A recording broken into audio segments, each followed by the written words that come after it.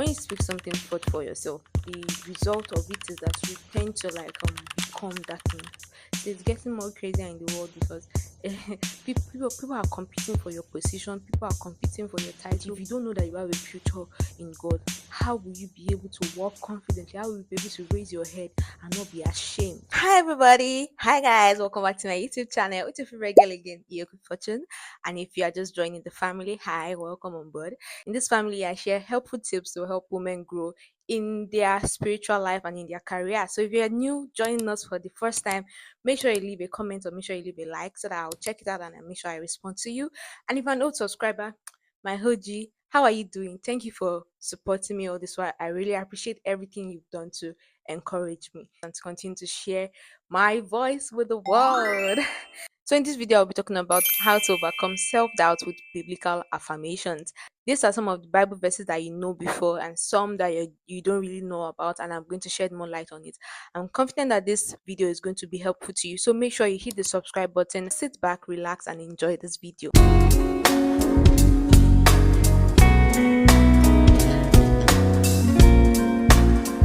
So, firstly, overcoming self doubt is more of a mental work than a physical thing because sometimes you would wish for it, but it would not just happen suddenly. So, here are some of the things that I would want to encourage you if you're trying to work on your affirmations, especially when you're trying to get some things right. Maybe when you work with God on your career and you're saying that, okay, I need to speak these affirmations into my life and I need to see the result of these affirmations. First of all, it's a conscious thing. You have to do it almost every time when you speak something forth for yourself, the result of it is that you tend to become that thing. So affirmations are what you speak forth into the universe, into the world, because you want that to become your fruit. You want that to become what you see for yourself. Do you understand? There's this app that I would encourage you to download. It's I am. It's like an affirmation app. They send these affirmations throughout your day. You don't select the time, you just come randomly throughout your day, and these affirmations help to remind you about your place with God or your place in the world, in the office, with your skills, with your talent. And I believe that these are the things that are crucial, especially in this day and time and age when you get a lot of questions about maybe your new age or your new season that you find yourself, and you're genuinely confused or you just want to continue to believe in yourself more. This is an app that I would encourage you to download. And there's another one for women study Bible that you can also download, and it can they can send you affirmations to help you work more on your faith. So let's get right into this video. So the first affirmation that I'll be telling you about is God has chosen me, and it is from Romans 8 verse 30 that says that, and having chosen them, he called them to come to him, and having called them, he gave them right standing with himself, and having right standing, he gave them his glory. So God has called you, God has chosen you. If it's that place, that position, that title that you currently have, and you're wondering how are you bring it together with your career, you have a new calling in your ministry, you're wondering how are you going to be able to focus on this one and still excel in your career. Don't worry, God has chosen you and he has the resources to establish you in that new position. And another one that I want you to also remember is that God will never fail you nor abandon you, and that's from Jeremiah 1 verse 5. It says, no one will be able to stand against you as long as you live, for he will be with you as he was with Moses, and he will not fail you nor abandon you. That's God's promise for your life, and the affirmation is that God will not fail you nor abandon you. So when you're confused, when you're already overwhelmed about the decisions of your life or anything, just remember that God will not fail you nor abandon you. Another affirmation that I want you to also have at the back of your mind is that I have nothing to fear because the Lord is always with me. And that's from Isaiah 41 verse 10, which says that, so do not fear, for I am with you. Be not dismayed, for I am your God, and I will strengthen and keep you. The reason I want you to know this affirmation is because you have to constantly speak these things for yourself. So it's getting more crazier in the world because people are competing for your position, people are competing for your title, and sometimes, as a child of God, the advantage that you have is that you have God. And that's why these affirmations are drawn from the Bible to remind you of your place, one, in the world, and then two, in with God. The place that you have with the world is that you are above every other person. You are above your competitors. The Bible says that we are going to know more than our teachers. We are going to know more than our lecturers. How will you know more than your lecturers if you are not consciously reminding yourself that that's your place? Do you get? So this affirmation is that I have nothing to fear because the Lord is always with me. There's really nothing to fear because you have God with you. Another affirmation that I want you to always remember is that I am heard by God. There's no prayer request that passes the ears of God. There's no request, or there's just nothing that you want that God cannot supply. Philippians already reminds us God supplies our needs according to his riches in glory.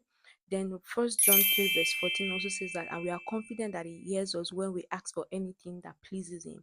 So this affirmation is that God has heard me. So it's not even that, oh, God will hear me. It's not that I'm necessarily doing something that is going to put me in like in a position that God will not say, okay, I'm still considering your prayers. No, I am heard by God. That's your affirmation. Every time you're already getting overwhelmed and then it's feeling like, oh, this particular answer that I need, it's not coming forth. What am I going to do? Just always remember that God has heard you. I am heard by God.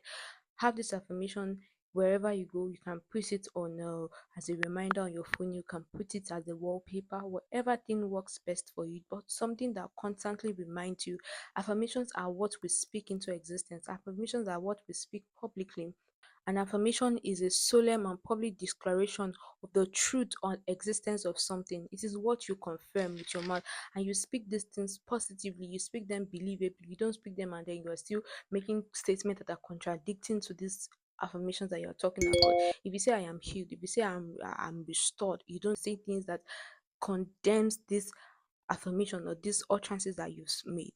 The fifth affirmation here is that I have a hope and a future with God, and it's from Jeremiah 29, verse 11, that says that, for I know the plans I have for you, plans to prosper you and not to harm you, plans to give you a hope and a future. The reason I'm saying this thing is because you should know by now that you have a hope and a future with God. There's some people that they're still going through life and they're like, I don't even know why I'm created, or they know that they've been created for something and they are confused and say, how will I bring this and this and this together? You have a hope and a future with God. So even if we are still confused, when you have the mindset that you have a hope and a future with God, bring all your plans together in one place and be, when you know that, okay, I can start this thing, I can work on it, I can excel in it. You are not really scared that, okay, this one is not going to work out. If it's not going to work out, you know that definitely with time it's still going to pick up because that's God's future for you. But if you don't know that you have a future in God, how will you be able to walk confidently? How will you be able to raise your head and not be ashamed? Then another affirmation that I want you to also know is that when I am overwhelmed, God alone knows the way I should turn. And that's from Psalm 16, verse 8, which says that I know the Lord is always with me. I will not be shaken, for he is right beside me. And Psalm 132, verse 3 says that when I am overwhelmed, you alone know the way I should turn. If these affirmations are what you want to be constantly reminded of, I want you to go on Pinterest now and write it. So if there's already a design for it, make it your wallpaper. And if that's not going to work for you, I want you to go on Canva and I want you to create something for yourself. If these two things are too stressful for you, go on Google, write it out. There's definitely an image on Google that you can turn to your wallpaper and remind yourself. If it's that you'll be making these confessions every day, or you're making it every time you wake up from sleep, you remind yourself, make sure you do it, because how this affirmation is going to work for you is when you claim these affirmations for yourself. You claim it with everything, you believe it, you speak it positively to yourself, to the situation that you find yourself in. You can also write it out and record your voice and listen to it over and over again, because sometimes when you're coming from other people, it will look like a sermon, but when it's coming from your voice and you're listening to it, it will look like what you've been saying for yourself, and it will be easier for you to believe. Make them believable, make these affirmations believable. Don't just say something and then you're just looking at yourself and laughing at yourself. What am I even saying? What are you saying? You're speaking the truth, because affirmations are statement of truth. You're speaking the truth, you're speaking it into existence of something. You're saying it, you're confirming it. Then another affirmation is that God's love for me is constant, and this is from Romans 8 verse 31, which says that there is nothing that can separate me from God's love. and that is solid. There is nothing on the surface of this earth that can separate you from the love of God. God's love for you is constant. This is not a level for you to sin and for you to say, oh, God will always hear me. No, that's not what I'm trying to say. But even if those things happen, God will never condemn you. And if you're already looking at yourself and you're saying that, oh, I cannot come to the presence of God because I already feel so condemned of my actions or my decisions, that's not for you to worry about. God's love for you is always constant, and each and every time his arms are will always be wide open for you to come back. So even if you keep failing and failing and failing, you're like, "Ah, how do I even become steadfast?" It's just one moment that you need with God, just one encounter, and everything is going to change forever. So you just keep hoping and keep praying that God, I don't like the fact that I'm always tempted in this particular area of my life. God, please help me that I remain solid with you, and it's going to come. But how do you have that mindset? The mindset will come from you affirming these things, that God's love for you is constant. And another one is that God forgives all sins. I am redeemed and forgiven. God forgives all our sins. You're redeemed, you're forgiven. You're redeemed, you're forgiven. There's no sin that is too big that God will throw you away and say, well, I can't even call this one my child. That's not how God works. God forgives and redeems everyone.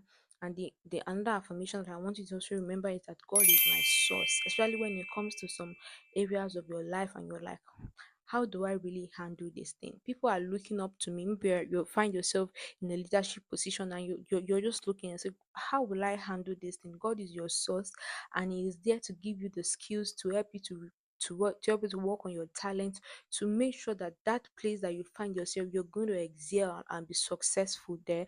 Another one is that God makes me strong. So if you're feeling weak, maybe you have health issues, you have health crisis, God will make you strong. And this affirmation is from Psalm 138, verse 3. It said, in the day when I cried out, you heard me, you answered me, and you made me bold. You made me bold with strength in my soul. God gives you strength. God strengthens you. Your soul, your spirit, your body is there. Is your source. Is the one that gives you everything. Is the one that is your source. So definitely, because he's your source, he knows how to replenish your body. He knows how to replenish your spirit. He knows how to replenish your soul. So make sure that these affirmations are something that you can work with, because if you're not working with it, you're not going to see the result of it. It's a mental work. You have to consciously bring yourself to remember these things, and when you remember it, before you know it, you start to produce the result of a life that speaks these affirmations. And I hope this has been helpful to you. Make sure you hit the subscribe button, make sure you like my video, make sure you leave a comment for me. I'll definitely check it out. Have a lovely day. Bye.